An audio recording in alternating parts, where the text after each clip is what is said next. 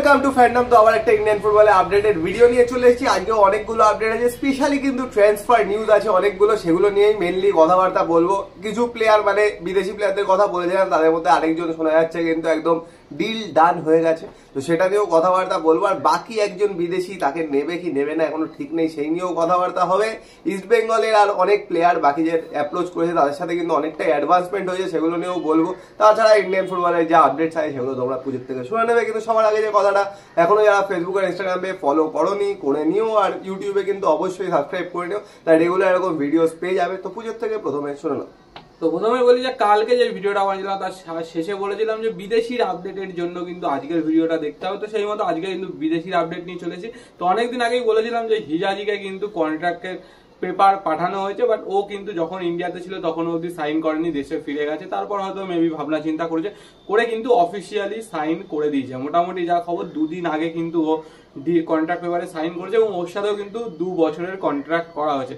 তাহলে এই মুহূর্তে কিন্তু ইস্ট বেঙ্গলের 3 জন বিদেশি আপাতত কিন্তু কনফার্ম হলো। একটা হচ্ছে সল ক্রেসপো 2 বছরের জন্য, হিজাজি 2 বছরের জন্য এবং ক্লেটন সিলভা আরো 1 বছরের জন্য। তো 3 জন হয়ে গেল। এলসেকে নিয়ে সবার তোমাদের কনফিউশন আছে, এলসে কিন্তু এখনো ফুললি ফিট হয়নি। আর এইবার কিন্তু ইস্ট বেঙ্গলের সিজনটা অনেকটা তাড়াতাড়ি শুরু হবে। ডুরান্ডের সাথে সাথে কিন্তু এএফসির যে প্লে অফ সেটাও কিন্তু খেলতে হবে, তার জন্য কিন্তু একদম টিম প্রিপেয়ার করে এখন থেকেই রাখতে হবে। কারণ অন্তত 1-1.5 মাস যদি টিম প্র্যাকটিস না করে একসাথে, তবে কিন্তু ওই রকম লেভেলে পারফর্ম করা মুশকিল। তো সেই জন্য তো এলসেকে এত তাড়াতাড়ি তো পাওয়া যাবে বলে মনে হয় না, সেই জন্য কিন্তু এলসেকে হয়তো নতুন কন্ট্রাক্ট দেওয়া হচ্ছে না। এখন অব্দি যা শোনা যাচ্ছে, এলসেকে কিন্তু নতুন কোনো কন্ট্রাক্ট দেওয়া হচ্ছে না। তো নতুন আরেকজন কিন্তু সেন্টার ব্যাককে খোঁজাও শুরু হয়ে গেছে যা শোনা যাচ্ছে। তো একজন সেন্টার ব্যাক, একজন মিডফিল্ডার, আরেকজন হয়তো উইঙ্গার বা স্ট্রাইকার আনতে হবে। তো মোটামুটি যতদূর খবর, সেন্টার ব্যাক তো অবশ্যই একজন আসবে এবং তার সাথে আরেকজন যে বিদেশি আসবে সেটা কিন্তু অবশ্যই স্ট্রাইকার হবে, এরকমই কিন্তু খবর। তো স্ট্রাইকারটা কোন দেশের হবে, কিভাবে নেবে, সেটা হচ্ছে অনেক জায়গায় অনেক রিউমার তো বেরোচ্ছে। তো সেরকম স্প্যানিশ স্ট্রাইকারও হতে পারে, অন্যান্য দেশেরও স্ট্রাইকার হতে পারে এবং দিমিত্রি দায়ামান্তাকোসও হতে পারে। তো বলে রাখি, দায়ামান্তাকোসের সাথে কিন্তু একটা ইনিশিয়াল কথাবার্তা হয়েছিল তখন, তারপর কিন্তু ও সেরকম ইন্টারেস্টেড দেখায়নি। আর কেরালা কিন্তু ওকে 2 বার রিভাইজড কন্ট্রাক্ট দিয়েছে, তাও কিন্তু দিমিত্রি এখনো অব্দি সাইন করেনি। তো মেবি ওর কাছে খুব সম্ভবত যদি ইস্ট বেঙ্গল ওকে অফার করে থাকে তো সেটা তো একটা, তাছাড়া কিন্তু মেবি হয়তো কোনো বিগ ফিশ ওকে অফার করে রেখেছে, সেই জন্যই হয়তো ডিলে করছে বা আরো ভাবছে যদি আরো কিছু দিন ওয়েট করা যায়। তো দেখা যাক দিমিত্রিটা কতটা কি হয়। যদিও ইস্ট বেঙ্গলে না আসে, মোস্ট প্রবাবলি অন্য কোনো ক্লাবে তো যাবেই। তো সেরকম কিন্তু অ্যাডভান্সমেন্ট হয়নি দিমিত্রি দায়ামান্তিকসকে নিয়ে, দেখা যাক পরে যদি হয়, কিন্তু এই মুহূর্তে কিন্তু চান্সেস খুবই কম। তো সেটাই হলো দেখার। আর ইন্ডিয়ান প্লেয়ারদের মধ্যে তো মোটামুটি বলেই দিয়েছি গতকালকের ভিডিওতে যে কাকে। তো লাস্ট আরেকটা আপডেট দিয়ে দিই, সেটা হচ্ছে মাখান ছোটের দিকে যতদূর খবর অনেকটা এগিয়ে গেছে শোনা যাচ্ছে। মোস্ট প্রবাবলি হয়তো ডান হয়ে যেতে পারে, তার জন্য হয়তো আরো কিছুদিন ওয়েট করতে হবে। আর বাকি কিছু পজিশনে বলে রাখি, একজন কিন্তু ইন্ডিয়ান সিডিএম নেওয়ার চেষ্টা করছে। তো সব জায়গাতে জিকসনের নাম রয়েছে, তো জিকসনকে নেওয়ার জন্য অনেকেই রয়েছে। সেটা একটা হচ্ছে চেন্নাইন সিটি নতুন ভাবে ইনক্লুশন হচ্ছে, ওয়েন কয়েল ওকে চাইছে। তাছাড়া একজন বড় রাঘব গোয়াল, সেও নিতে চাইছে তাকে, কারণ সামনে কিন্তু তাদেরও ACL 2 রয়েছে, তো তারাও চেষ্টা করছে।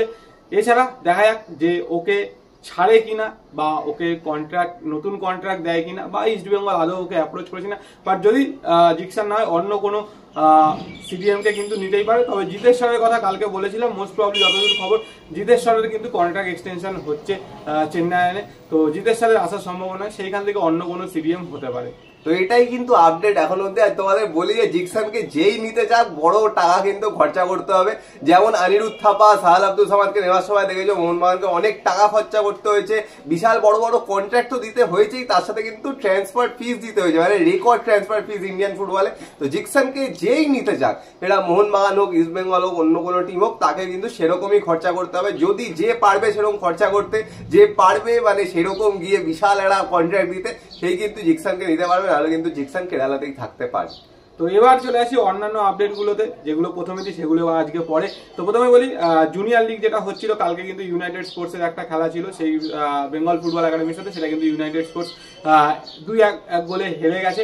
আর তার সাথে বলে রাখি, আগামী কাল বেঙ্গল টিমের মানে ও বেঙ্গল ন্যাশনাল চ্যাম্পিয়নশিপ যেটা রয়েছে তার জন্য ওমেন্স বেঙ্গল টিমের কিন্তু সিলেকশন রয়েছে।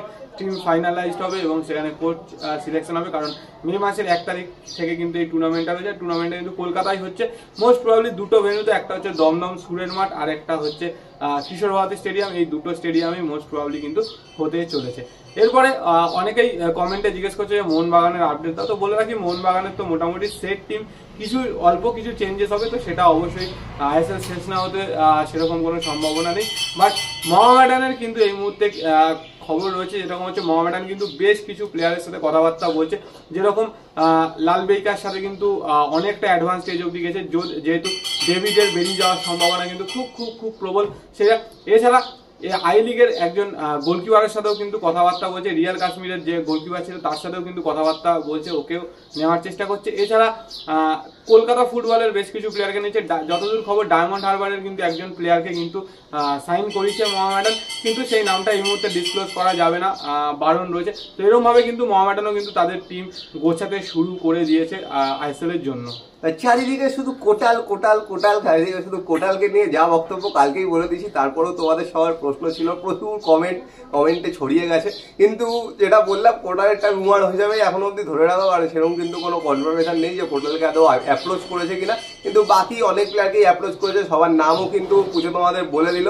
এবার দেখা যাবে মাখান ছোটকে নিতে পারলে কিন্তু ভালো একটা ইনক্লুশন হবে, ইয়াং প্লেয়ার, বড় কন্ট্রাক্ট দিতে পারবে, আর ভালো খেলছে যেহেতু, রেগুলার যেহেতু আইএসএল এ খেলছে, তো সেই রকম প্লেয়ার কিন্তু নেওয়াই বেশি ভালো। কারণ আগে সিজনে দেখেছি অনেককেই নিয়েছে যারা হয়তো অন্যান্য টিমে চান্স পেত না, সেই রকমই তারা ফুল সিজন খেলতে পারেনি, কারণ ফিটনেস ইস্যুস ছিল, কারো ফর্ম ছিল না। কিন্তু সেরকম প্লেয়ার না নিয়ে কিন্তু এরকম প্লেয়ার নিতে হবে যারা কিন্তু রেগুলার খেলছে। তারা যদি ইয়াং হয় তাহলেও কিন্তু চলবে, কারণ হায়দ্রাবাদের অনেক প্লেয়ারকে দেখেছো ইয়াং প্লেয়ার কিন্তু তারা কিন্তু ফুল সিজনটা খেলেছে, যেহেতু হায়দ্রাবাদে অন্য কোনো প্লেয়ার ছিল না। এইরকম প্লেয়ারই কিন্তু ইস্ট বেঙ্গলের দরকার। আর এছাড়া বলে রাখি ইস্ট বেঙ্গল কিন্তু তাদের রিজার্ভ টিমের জন্য কিন্তু দল গঠন করছে।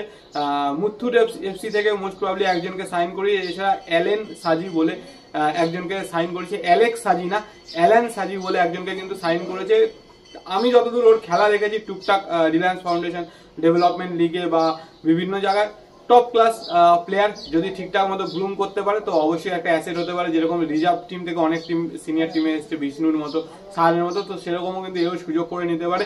তো দেখা যাক কিরকম ভাবে টিমটা গোছায়, বাট এখনো আরো সময় লাগবে বিদেশি বা টিম সলিড হতে, কারণ ইস্ট বেঙ্গলের এসিএল টায়ার 2 তে যারা আছে যথেষ্ট কঠিন প্রতিপক্ষরা। এবার ইস্ট বেঙ্গল ফ্যান যারা আছে তোমাদের কি মনে হয়, 3 জন বিদেশি তো হলো, বাকি 3 জন বিদেশি, একজন সেন্টার ব্যাক হবে, একজন মিডফিল্ডার তো হতেই হবে, আরেকজন প্লেয়ার কোথাকার দরকার, একজন কি স্ট্রাইকার দরকার? ক্লিটারের ওপর কি লোকের ভরসা থাকছে না, সেই জায়গায় কি একজন স্ট্রাইকার দরকার, নাকি একজন উইঙ্গার বা অ্যাটাকিং মিডফিল্ডার দরকার? তো তোমাদের কি মনে হয় অবশ্যই কমেন্ট বক্সে কমেন্ট করে জানিও। আর মোহনবাগান ফ্যানদেরও কি বক্তব্য, যে টিমটা কিন্তু মানে বিদেশিদের যে স্কোয়াডটা আছে দুজনকে তো ছাড়বেই, সেই জায়গায় কিরকম প্লেয়ার আনা দরকার এসিএল টায়ার 2 জন্য, সেটাও কমেন্ট বক্সে কমেন্ট করে জানিও। আর ভিডিওটা পছন্দ হলে লাইক করে দিও, শেয়ার করে দিও, চ্যানেলটা অবশ্যই সাবস্ক্রাইব করে দিও, আর ফেসবুক আর ইনস্টাগ্রাম পেজেও কিন্তু ফলো করে নিও। তো চলো এখনের জন্য টাটা।